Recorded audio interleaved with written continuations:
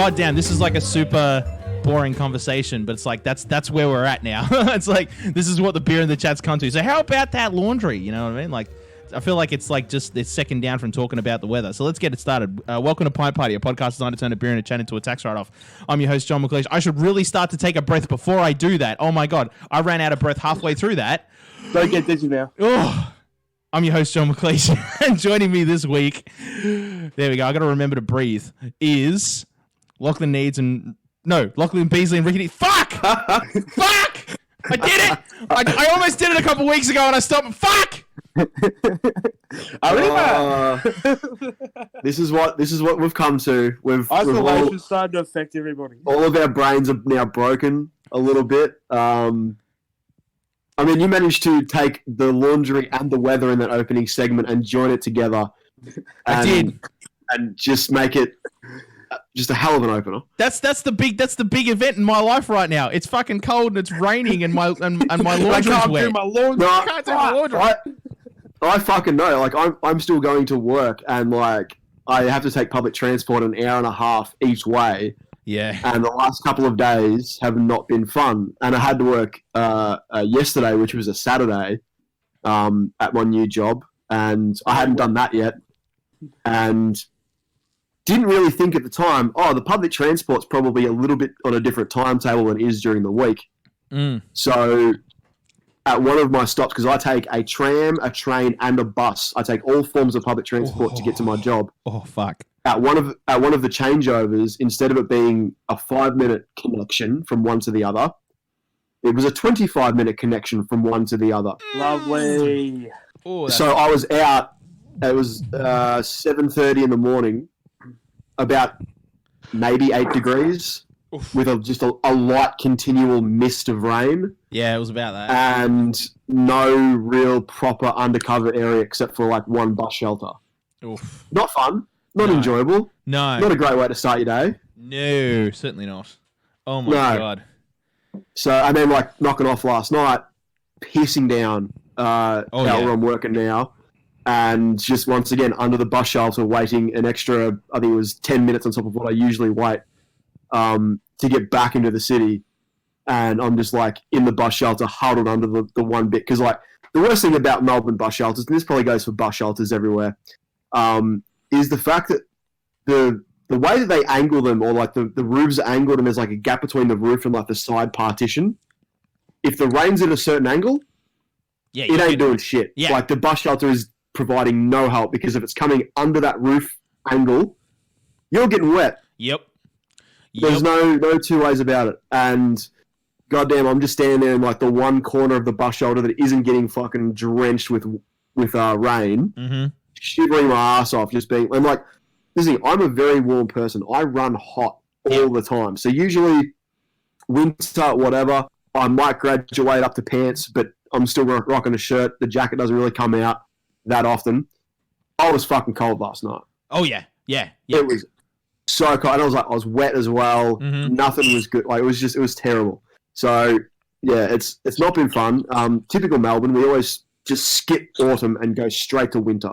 Oh yeah, like there's maybe like a week in there. The where only it's like, sign you get is like, the leaves are falling off. That is it. Yeah, but this thing, like out the front of my house, right? I have all these like what are the ones that change colour? Deciduous or whatever. A bunch of them, right? The whole street. The changing colour of your trees. Yeah, the ones that the leaves fall off and change colour, right? Right. They haven't fucking started doing that yet. Oh, right. Right. It's like usually my street is like littered with leaves from like June all the way through, right? All the winter, there's no leaves. It's gotten to the point where this cold snap has come in earlier than the trees were expecting it to. So the trees are still nice and green. There's a few discoloured spots, but they've not started dumping their leaves like they fucking need to. And it's already got to the point where it's like, no, it's winter. Like it feels like fucking winter out there. Yeah. Oh yeah, absolutely. And like last night, I absolutely felt it. I was like, usually when I go to bed, I'm not somebody who has like a shitload of blankets, right? Like I have like one blanket, and then in winter I have like a thin kind of wool blanket, like a really thin wool, like it's not a thick one, and that's usually enough. Last night I had 3 blankets on. Like, holy fuck. And then I woke up and I felt fine the next morning. Usually when I do that the next morning I'll be sweaty, but like no, I woke up this morning and I felt fine. That's how bloody cold it was. Holy shit. You're at 3 blanket level stage. I'm at blanket level 3, and I run hot just like Ricki does. Like he and I are the same like that. Like we're just try because you get into the habit during winter of just tucking yourself in like a little burrito. So you're gonna get into the habit of just cooling yourself by getting that one foot out. You're gonna just like a tailpipe. You're just gonna have your foot sticking out on the edge of the bed. Just give it the wiggle. Like a tailpipe. yeah, exactly like that. Yeah. Oh my god, yeah, and I got to get used to that again because in like the middle of summer, I'll sleep with no blanket on. I'll just like lie straight on the mattress like Starkers and just go to sleep like that and feel fine. So getting used to wearing a blanket is like a whole process in and of itself. Basically, I never sleep fully comfortably because I'm always having to get used to the next thing. I also feel like the Australian accent just gets stronger during winter. Like you reckon? Just the pain of speaking, you're just like fuck. It's fucking cold, isn't it? Oh, it just comes out naturally. Like you don't mean to like exacerbate. I can't even say the word. Just exacerbate. Make it a bit more prominent. Oh god, is it spread? Because it used to be. I'm the one who can't pronounce words at the moment. It's spread to you too. Like no. It's because I'm not socializing and talking to people as much, so I'm just relying on my fingers and not my actual mouth to do the speaking. So are you saying that your typing grammar's getting better? Getting. See what it's fucking happening to me. Fuck! It's like yawning. You fucking spread it. Shit. We've lost our minds. This is it. We've gotten to the point. That's it. We're done. It's finally happened. Spud brain, and we got speedy cheetah fingers. That's right. Yeah, like we finally cracked. Oh my god. I wonder if there's people that live alone in like a studio apartment. They've had to isolate. Do they talk like the entire day? Just like, talking to yourself.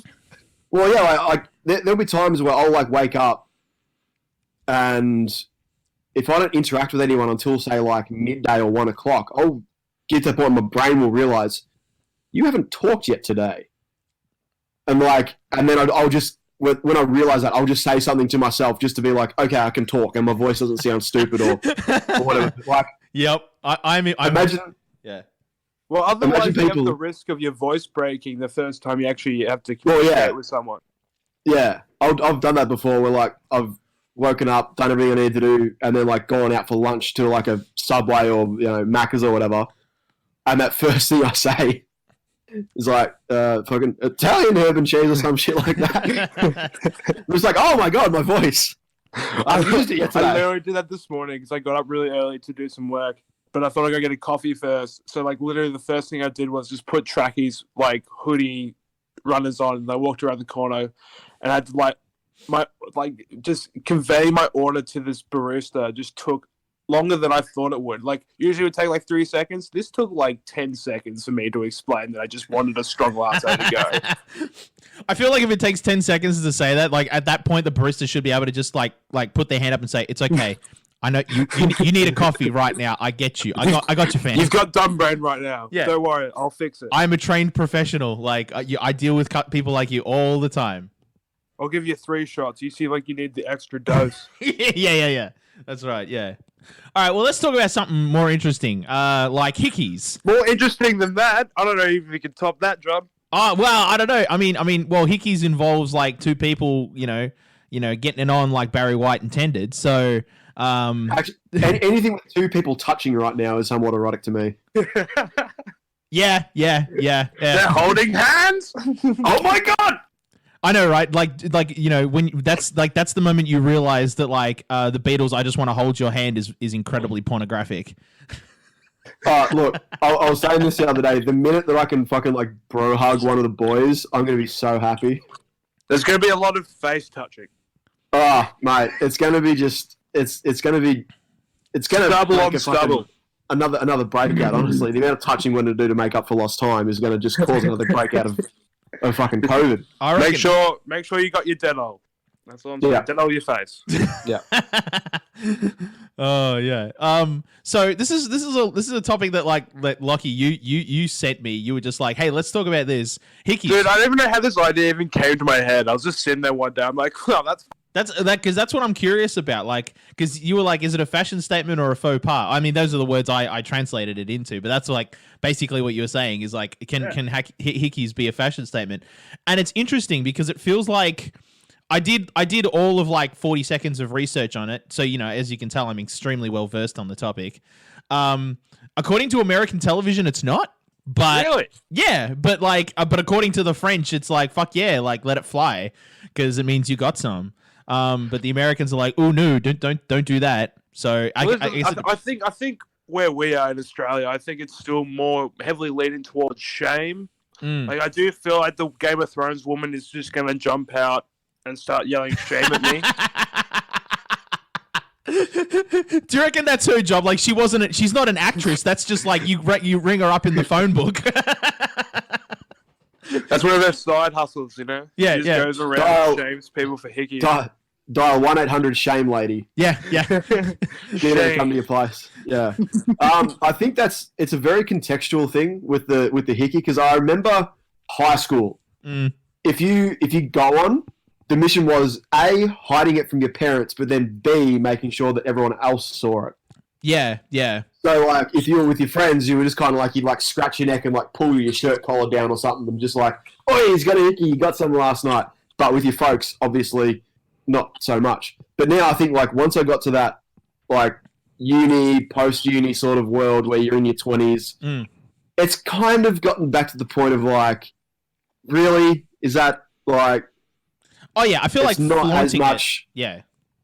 Like, you can still definitely high-five your parents about it, like, for sure. It might be a little weird, but, you know, you'll still get the gratification. You'll be like, yeah, I did get something. Yay for me. Yeah. But yeah, I just feel it's like back when, like, getting fucking laid was an absolute mission and a half. You wanted to show off. You got, even if it just was some necking, you wanted to show that shit off. But now... It's like, well, you're kind of going beyond that point of like, yeah. And like there's an art to it as well. I mean, there is. Don't get me wrong. There is an art to it. But yeah, like I do remember probably 19 into 20, I was still like very much Hickeys and stuff. I was like, yeah, check it out, boys. What's up? Got some last night. But then beyond that, I'm kind of like, well, and also, I can't be fuck giving a Hickey anymore or receiving one. You're not a human Dyson, Ricky. That's okay. I genuinely don't know how to do it. Like me, like my girlfriends never did it because like I think we talked about it exactly once, and I was like, I don't actually know how to do it, and they would say to me, well, I don't know how to do it either, and was just sort of like, do we really want to even try and figure this out? And both of us were just like, not really. Like, no, who cares? The day I was getting roasted by a customer about one was the day that I'd stopped liking them. You got what? I want to hear this story. I was just like, you know, I was at work, just doing the rounds. I have to wear a pretty low neckline for my t-shirt for work. Ooh, and so sexy. All the canvas of my neck is on show. Yeah, right. And I had recently had an absolute ripper of a pear-shaped one. That kind of like, literally like had a real fat bottom, and then it had like a real skinny top. So it literally looked like there was an eggplant tattooed on my neck. Like it was pretty bad, and there was just no way I could actually like physically hide it. Like I tried to put concealer. Like, I was literally to my sister. I'm like, do you have concealer like I can use? Like this is fucked. And eventually I thought I was like, you know what, this is gonna have to do. Like it still looks like a little baby eggplant. Well, you know. We'll still stick with it. But anyway, so I went to work and I was working around. I got a few like calls from people that I work with, but like they know me, you know, they can bust my balls, whatever. Like it's not a big deal. But like when a customer starts doing it, dude, you take a step back and you actually do like look at yourself. I'm like, am I on display here right now? Like, am I showing myself out to everybody? Like this, like. It literally like they showed a mirror up to me and they just like saying, "What have you been doing in your spare time?"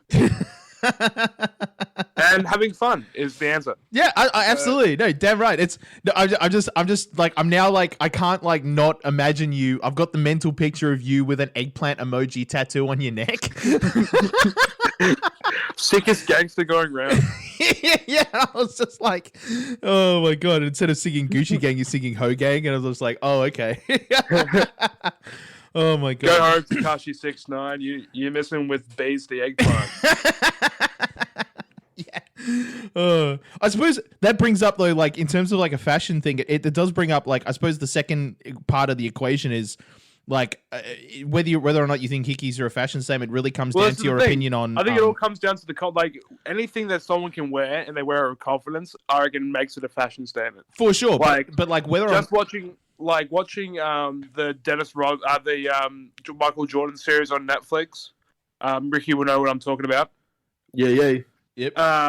There's like a whole episode about Dennis Rodman, and like when he was dating Madonna pretty much told him to like pretty much make him a symbol of like whatever he wants to represent. And some of the shit he was wearing, like no one in the fucking world else could pull off. No fucking way. But he makes it a fashion statement. So he is literally the human embodiment of a hickey. I feel like Dennis Rodman is basketball's answer to Leland Chin. Maybe. maybe. Yeah. I guess so. I respect Dennis Rodman and what he wears because, oh my god, like he's wearing some outrageous things.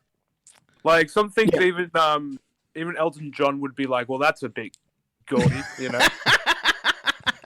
Yeah. I mean, there was a stage, and like, I mean, I could talk about the last dance forever because it's been one of the things holding me over during quarantine, like just the fact that every Monday night I can go home from work and chuck on 2 hours of just people talking about sport and such a specific time when basketball, and I mean basketball is still a massive sport now, but like Jordan in the 90s with Pippen and Rodman and that team. Oh, that was peak. It was the biggest thing. And like that thing, like I don't even think basketball was shown in Australia on any sort of like. You had the Melbourne Tigers who played here for. Well, yeah, but like, I don't think NBA you could get that in Australia without maybe Foxtel or whatever the Foxtel version was at the time in the 90s. Like, it was so hard to get a hold of American basketball in Australia.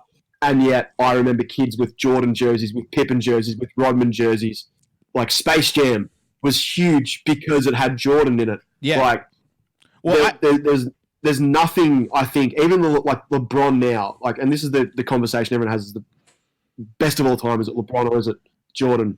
But nothing has been as omnipresent in Australia without, I guess, originating from Australia as Jordan and the Bulls and basketball were in the 90s. Like, was straight up incredible how much it permeated outside of America. And like the documentary covers a lot of it. Oh yeah, so, and like how much it was like a cultural just like phenomena. Because like I remember as a child, like I was like as a little kid in the 90s, one of my t-shirts was a Chicago Bulls t-shirt. And like I didn't watch basketball. No one in my family watched basketball, but I had a Chicago Bulls t-shirt. Like that was just how prominent it was. Yeah, it was essentially like Oakland Raiders or the New York Yankees. It was a brand beyond the sport that it represented. Yeah, absolutely. Like I have a litany of snapbacks with the New York Yankees logo on them. I don't like baseball, but I like that logo. It's a good looking logo. So I buy a bunch of hats with that logo on it because it's iconic. And the Bulls logo is iconic because of that era in time. So it's nice to watch this documentary, A, because I have an interest in basketball, but also just what that culture, what something like that can do to a culture where it just like it is so omnipresent and to be centered around one or two or three people is a crazy thing. So I think if anyone out there isn't a fan of basketball, but they are a fan of like culture and just very specific moments in time that have been captured in such a crazy way, because like, I had no idea. Apparently this footage that they shot for it was never intended to be aired unless it got the okay from Michael Jordan. And he came out after, I think the Cavs beat the Warriors a few years ago.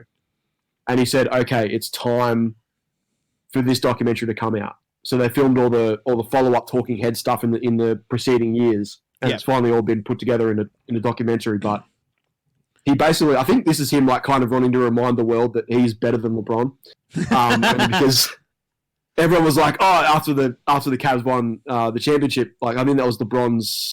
Like he helped me out here, third ring. One of my third ring. Yeah, 2 with the Heat, 1 with Cleveland. Yeah. Yeah. And everyone was bringing up that conversation of like, "Oh, is LeBron now better than Jordan because he dragged Cleveland?" Did he get his undies in a knot after he said that? Oh my god! Well, that's the thing. And now this documentary is like week by week, I see more and more people on Twitter following it, just being like, "No, Jordan's the GOAT. Jordan's the best." Like he literally can different can periods. Turn... Like they are.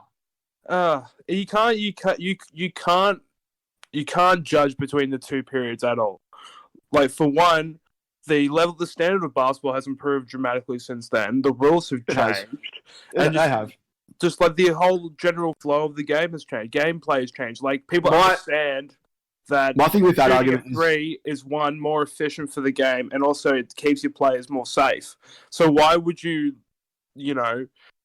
potentially injure yourself going into the paint every single time? Like, even though Jordan was athletically able to get around safely, that was because his athletic ability was much higher than anyone else out there at the time. And they relied on big men, and we all know big men are fucking slow. Like, they're good at certain things, but they're generally quite slow. And also, they're terrible against small guards who got a quicker first step. My thing with that is always going to be, and everyone brings this up whenever like a generational argument gets brought up. It's like, would say Ron Barassi as a footballer be as good today as he was back then? Would he be as good as Dusty or Nat Fyfe or someone like that? Under the same coaching that Dusty and all them have had. This is the thing. It's like if Jordan existed now, he would be better than LeBron is now. Yes, because he would have access to all the stuff that LeBron has, and this goes for everybody. Like anyone that has sort of permeated a period in time in whatever they excel at and have changed the way that, the entire culture around that thing has changed. Imagine them with modern training techniques or modern sports science or modern whatever. They would be even better again because they would have access to stuff that is beyond what they had access to then. So imagine how good they would be now. Like, the argument is ridiculous because it's Jordan is the GOAT. LeBron, sorry, mate, but you're just not.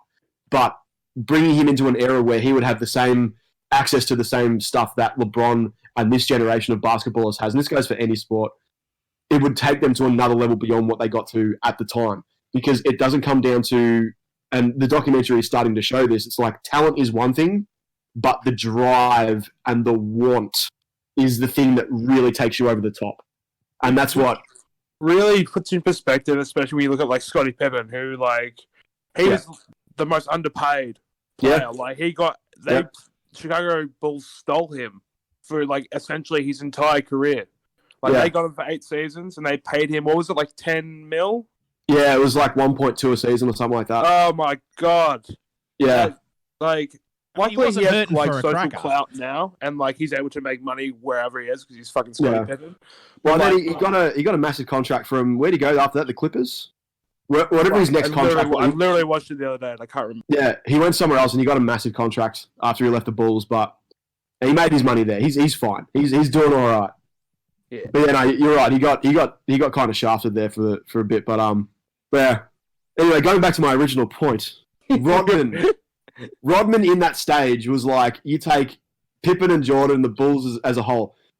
Rodman on top of that was just this crazy, just fucking wild card. And like the best thing about the latest documentary has been him saying he wants a 48-hour leave to go to Vegas and party with his then girlfriend Carmen Electra, and the club reluctantly gave him 48 hours. And like the thing Jordan was like, it's not going to be 48 hours.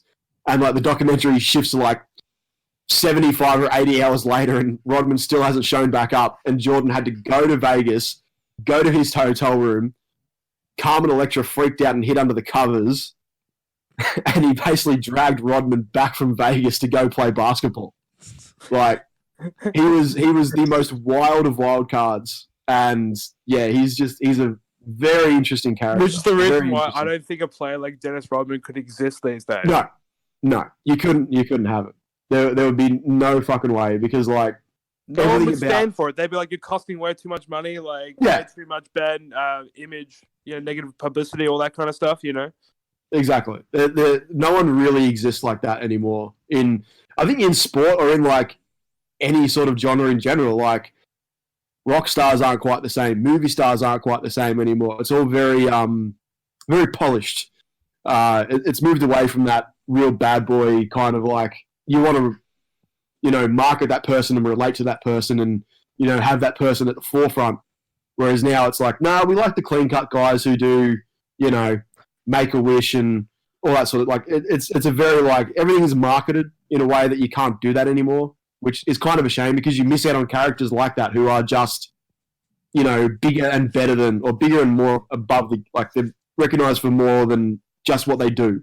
Well, they're recognized for who they are. Athletes out there who have to kind of like I would say like dumb down their personality, in order to kind of fit in with a more larger audience or whatever. Just because, especially like imagine like you have someone who plays badminton who's like absolute batshit crazy, but like, couldn't get any sponsorships because that's not the way they wanted to act. Like, unfortunately, if people want to kind of go to that echelon level of like performance in whatever sport they're in, you got to obviously kind of move in the same traffic as what people kind of want you to, if that kind of makes sense.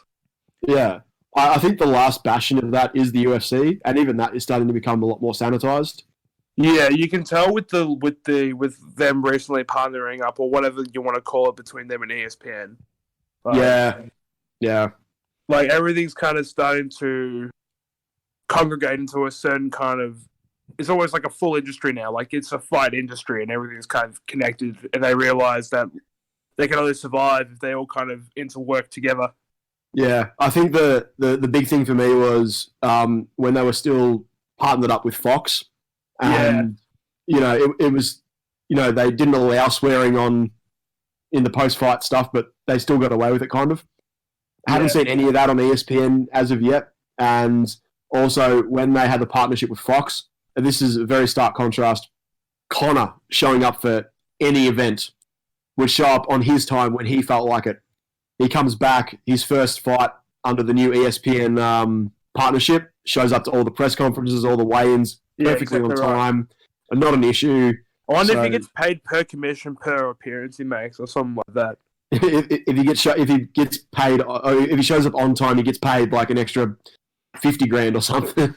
There'll be something in his contract to state that because he'll be able to, like, on paper, he could write an agreement stating that his, like, personal time is more valuable than anything else that he can kind of bring to a table. So, like, his appearance fees would just be like, even if it is a press conference, he will still consider that an appearance. So therefore, they'd be like, "Where's my appearance fee?"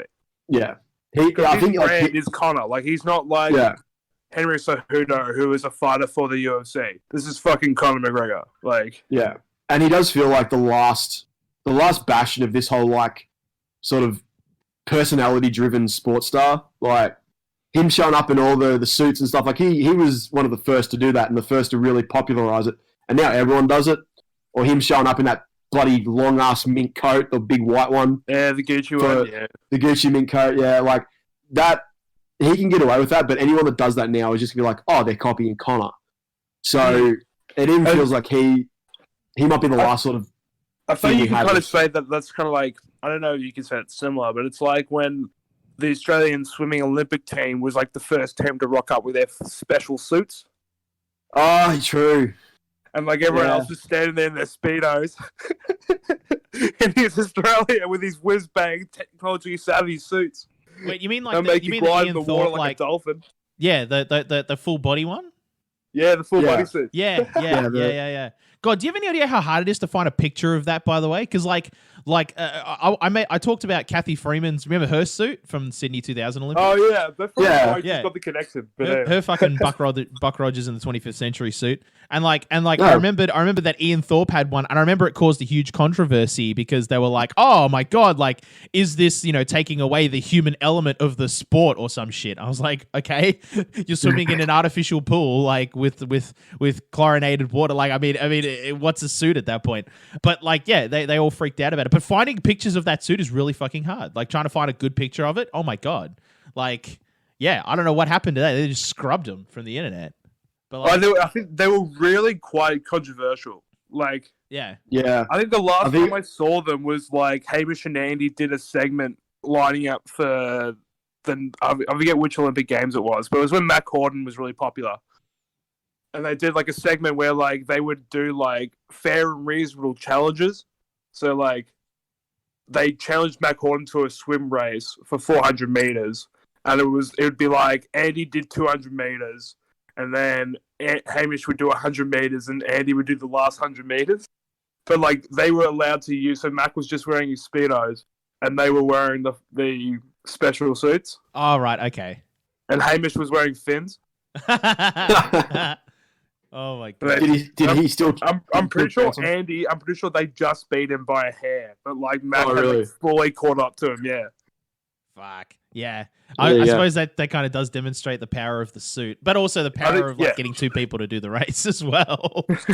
Two average Joes in super suits to get a job done. Yeah. I mean, that just goes. Well, like if everyone can wear the suit, then it negates the suit. Yeah. That's the thing. Yeah. It's like why everyone's like pitching for like at some point do a full on like fight league or just a sport league of some sort.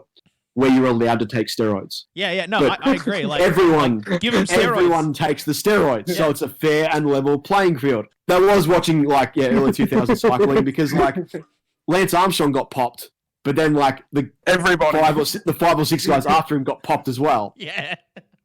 It was like baseball back in like the late 90s, early 2000s. Oh my god! Like, home runs were at an all-time high, and then like. The top guys literally sitting on the bench just getting pumped up with things. Yeah. But like the top 10 guys who like scored home runs in that period all got fucking popped for steroids. But television retention and viewership was at its highest level because they were all hitting home runs. And they were all high scoring, interesting games. And now baseball's gone back to this sort of lull where everyone's kind of like, well, it's fucking just baseball again. Traditions of baseball. You know? Oh yes, take me up to the and no one cares about it anymore. So it's like make a baseball league. That's why, especially in baseball, they focus more on the in between entertainment. That's why they had so much of it. Dun dun dun dun dun. All that shit. And they have the Mexican waves. They have the kiss cams. They do all the bits and pieces. All that shit because they have to keep. The stadium that they're in has to keep the crowd entertained while they're there watching a game of baseball. Which is meant to be entertaining.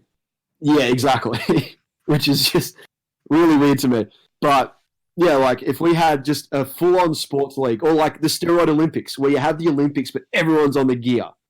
So it's just like everyone smashes every single world record every single year. You know, people literally jump higher, run faster, go further, or whatever the Olympic motto is, and we just do that every like alternate 4 years. Like fuck off the Winter Olympics. Who cares about snowboarding? Just do the Olympics and then the Roid Olympics. Do that the other 2 years. Like, no. I want a Roid Olympics Winter Edition because I want to see what curling can do when you give them the steroids. That's a very good point. Wouldn't they just give them what's it called? What's the study drug? Adderall. Yeah, if I can just give him Adderall for super precision. No, yeah, true. I want to see him piff that curling thing, like fly it through the air and just like fucking nail it right in the center. Don't need you like curling teams become one person because they start burning through the ice. The brooms are going that quick. Yeah, shaving icicles. Oh my god! So no, I want a Roid Winter Olympics for sure. I mean, could you imagine cool runnings on steroids? That would be. They might be on other performance-enhancing drugs. Yeah, man. No, actually, do it with the Olympics. So you know, how you have like the Winter Olympics. The Regular Olympics, right, for 2 weeks. Then you have the Special Olympics, the 2 weeks following that. Yep.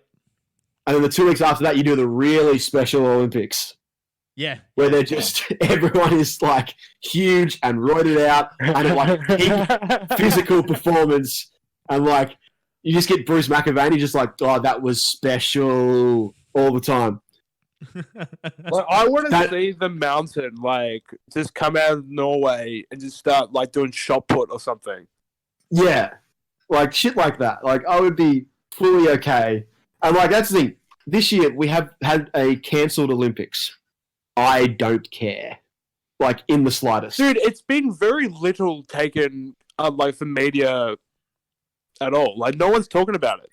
No, and I can't remember the last time I really cared about the Olympics. It was maybe Beijing, 2008. Honestly, I think before. Honestly, Commonwealth Games in Melbourne was probably the last time I was super invested. I think my parents were probably the most invested in the Sydney one. Like, yeah, well, I went to the Melbourne Commonwealth Games. I saw the basketball. We couldn't go to Sydney in 2000. But can either of you tell me where the last Commonwealth Games were held? Fuck, that's a good question. Delhi? Was it Delhi? Was it South Africa? Was Johannesburg? was that the World Cup? You are going to hate this answer. It was on the Gold Coast in 2018. Fuck me dead! Oh my god! That is how much people do not care. Because like when they did that, you know how like 7 News on New Year's Eve or whatever, they'll do that like year-end roundup of all the major news stories and everything that happened. I was sitting on my couch on New Year's Eve getting ready for work, watching the wrap-up, and it just started playing off this athletics bullshit, and I'm like, what the fuck's this? Turned to my roommate and I'm just like, do you remember what is this? He goes, oh, that was the Com Games in the Gold Coast this year. I'm like, oh yeah? Fair enough. How many medals did we get? I'm sure we fucking swept. Like, oh yeah, we really sweep the swimming these days, and even then, it's a bit. No. I know. When it comes to the Commonwealth Games, we're like number one every time. Like when there's like when you instead of the whole world, it's just the Commonwealth. We're number one. But like when you put the whole world in, then like Russia enters the chat, and like has something. And South America starts entering the chat. And China. Yeah, and China. Yeah, because I remember that whenever the Com Games were immediately after the 2000 Sydney Olympics, I think it was in London, we just tore them to shreds.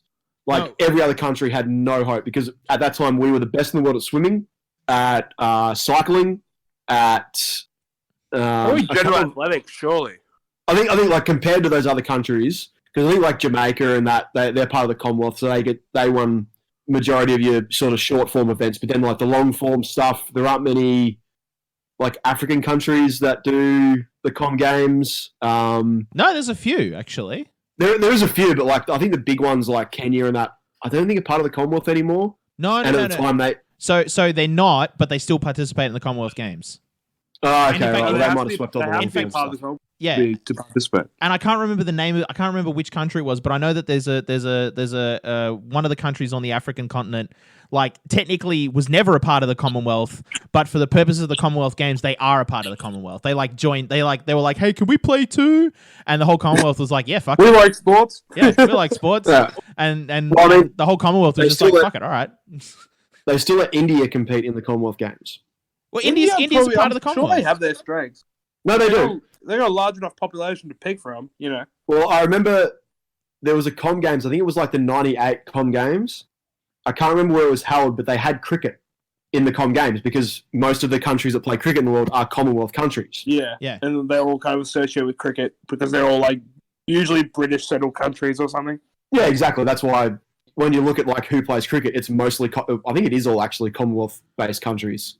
And it sounds like Canada, but Well, yeah, that's the thing. I think it was actually in Canada. The 98 Com Games were in Canada.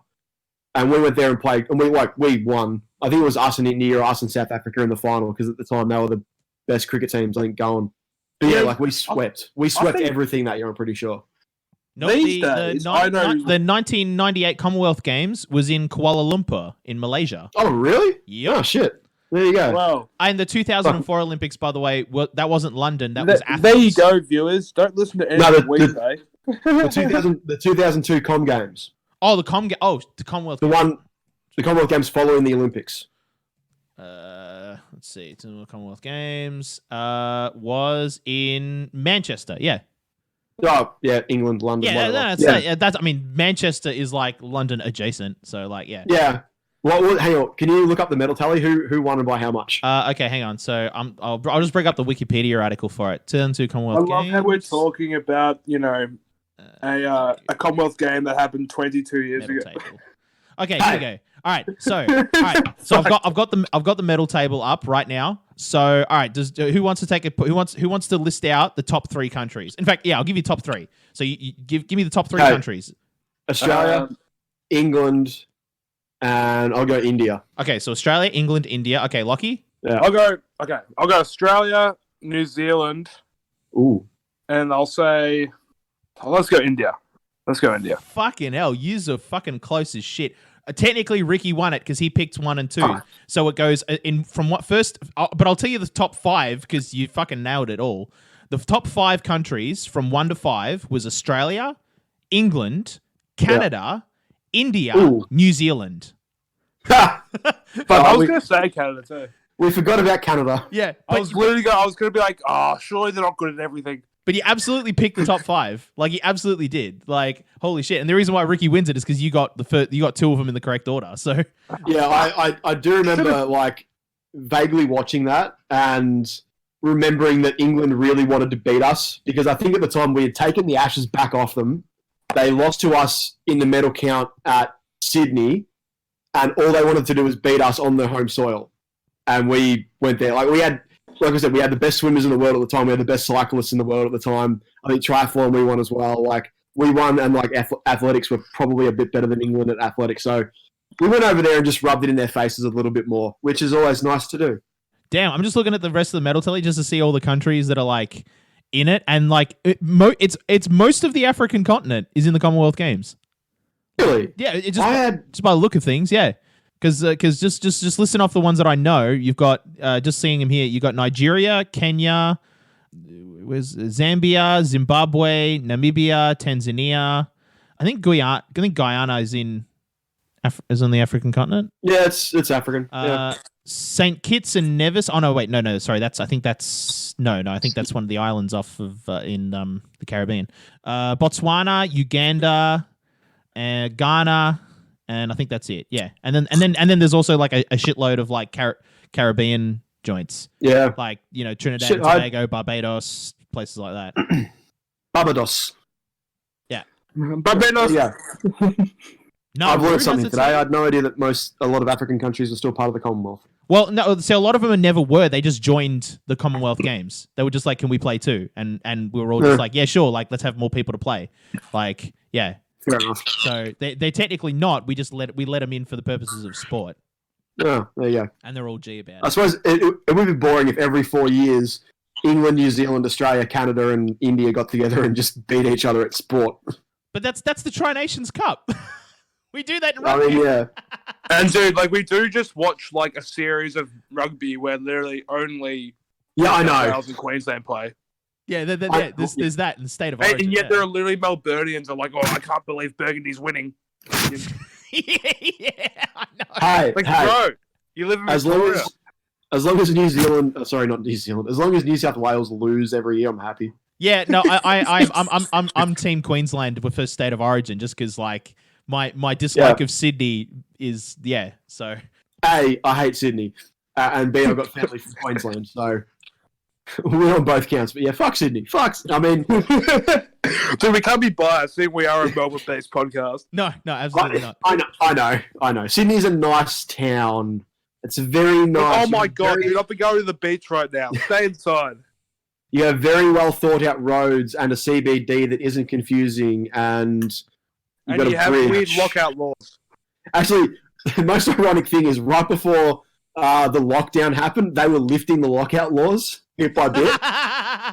So there was actually like parts of Sydney that had started to like reopen at like later times, and there was no like 2 a.m. lockout anymore. You could go in anytime you wanted. And then this happened, and then they all shut down. Well, that sucks. So good timing, Sydney. Well done. Oh no, that's unfortunate. Oh, we never really answered the question if a hickey was a faux pas. So my question for that was, I was going to say, if it's the Dennis Rodman of, I guess, visual sexual cues, then sure, let's have it be a thing. You know, just let it out and proud. Like you can flaunt it with loud and proudness, do it. Yeah, go ahead and do it.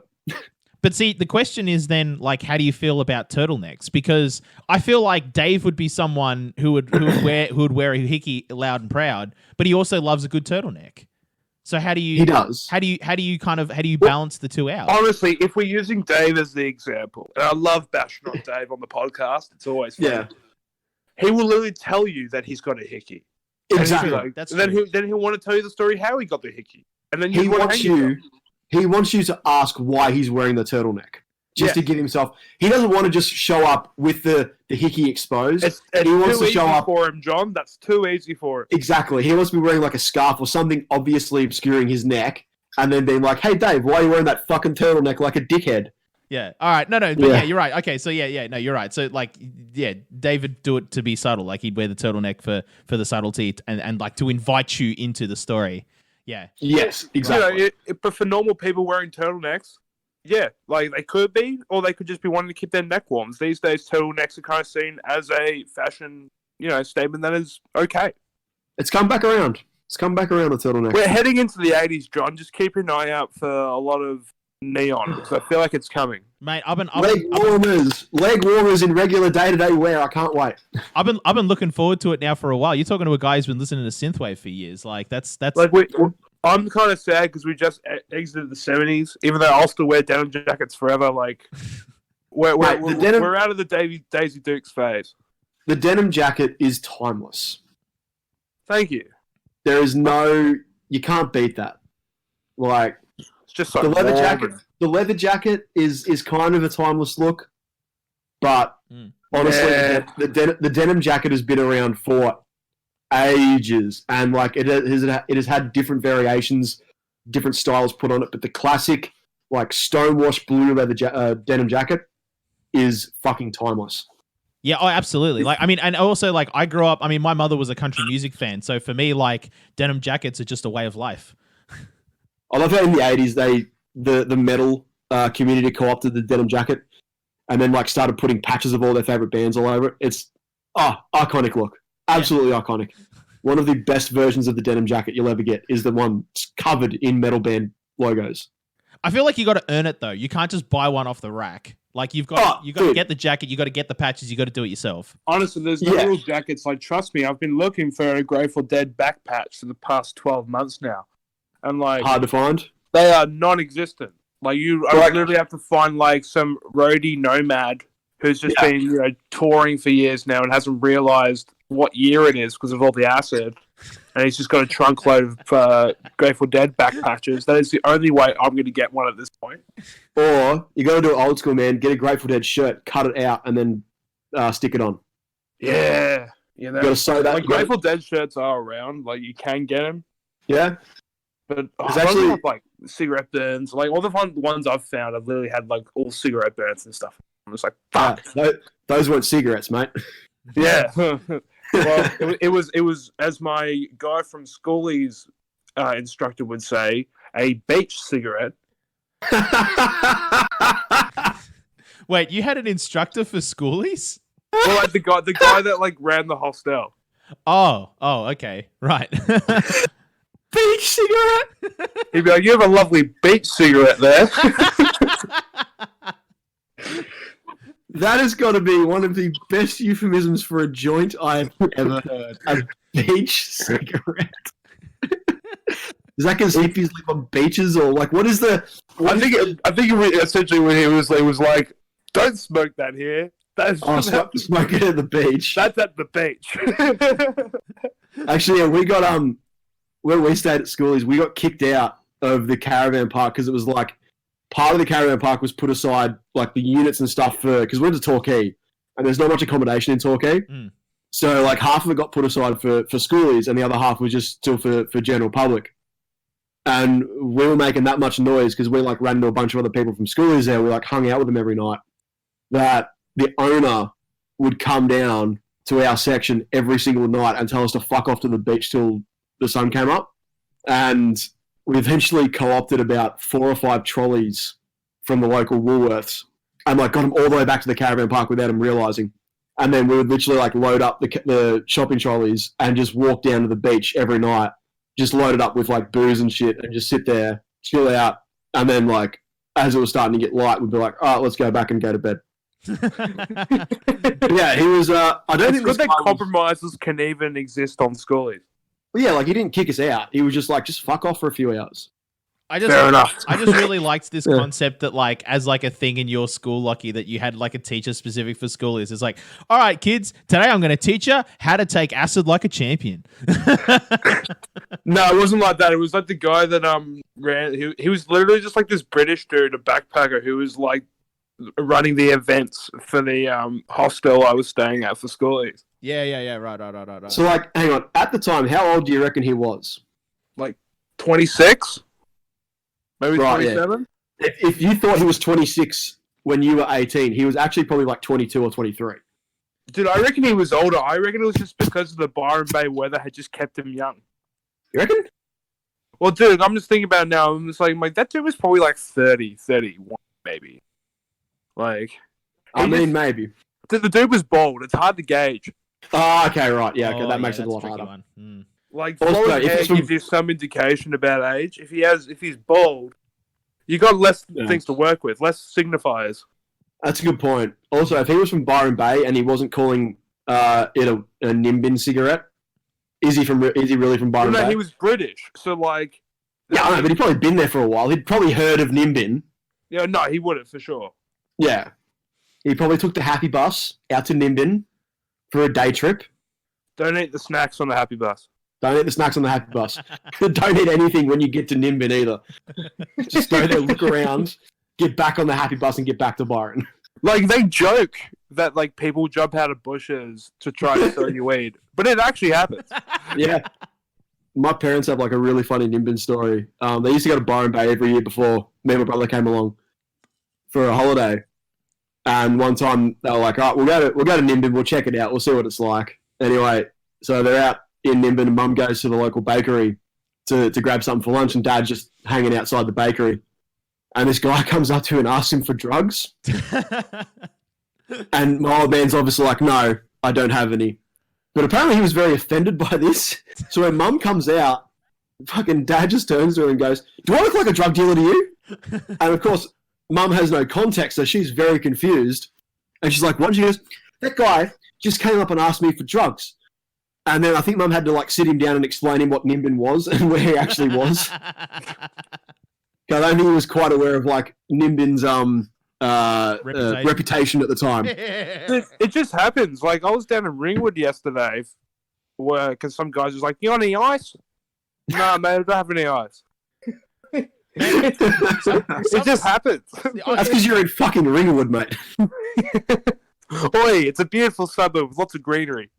I do like the openness of some like drug dealers though. Like I remember I was in the city, and I mean to be fair, this was Flinders Street Station like late at night, but I was on my way home from work because I'd just come back in from Ballarat and I was on my way home, and I was having smoko, and like I'm just standing there and I'm just like I'm like sober as the day is long, and I'm just standing there having a smoke.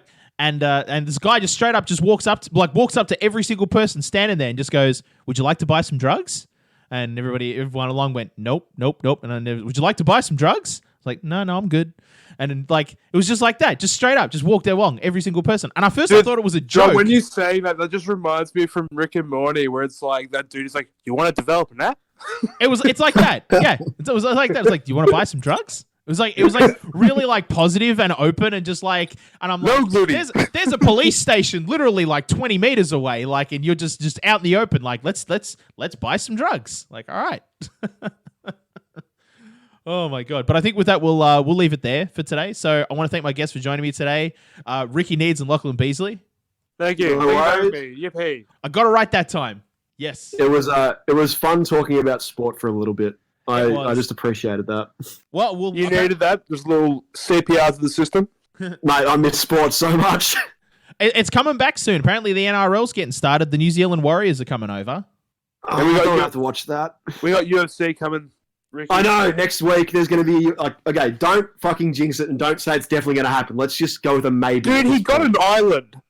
I know, but Wait, right up until the point.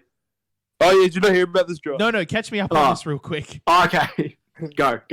So Dana White, the president of the UFC, has been saying for ages he's going to get a fight going, but everyone's like, where are you going to hold this? Like, there's no way you can. So he's got a workaround. He's hired a private island.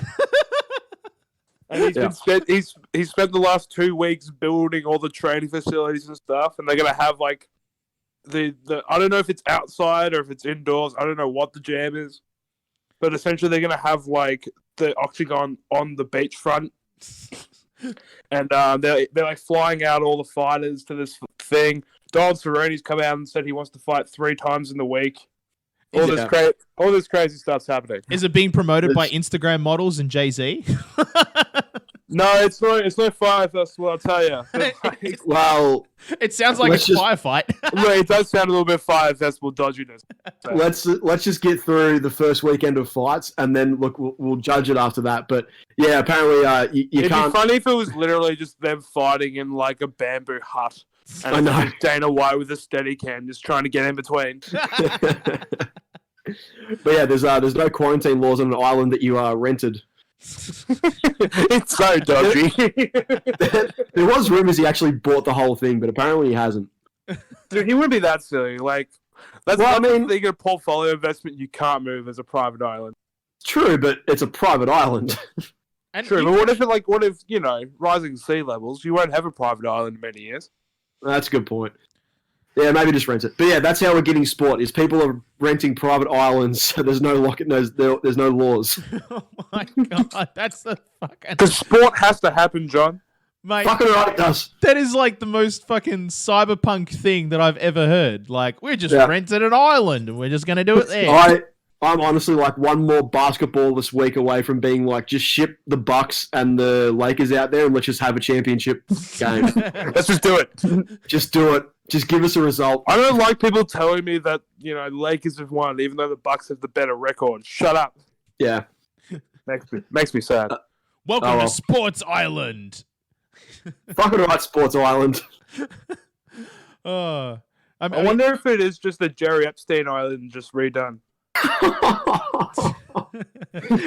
it there. We're done. All right, we're done. So if you like this episode, please tell 2 friends in 2020. Don't forget to follow us on Instagram to keep up with all of our gimmicks at pint.party. And through there, you can find the link in our bio to follow us, like to hit, to check us out on Spotify and on Instagram and everywhere you like to listen to podcasts.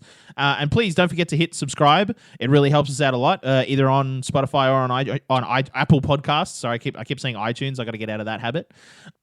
And if you're looking for something to watch during the week, also in that link in our bio, you'll find a link to our YouTube channel, and where I've been posting up the stream archives for our Twitch stream, and there's like heaps and heaps and heaps of content there you can put on in the background while you're working. Or if you prefer to watch it live, you can tune in to twitch.tv/pintparty, where I've been streaming more or less like most days from like Thursday to Monday. So before I was streaming SimCity 2000, and now I'm streaming Exapunks, which is basically the Dark Souls of programming video games. So that's what I've been streaming at the moment, and people seem to be enjoying it. I get people come in and talk about it, so like it's great. And you can check out all the streams of that on our YouTube channel as well if you just want something to catch up and if watch in the background. But with that, this has been Pint Party. Cheers. Cheers.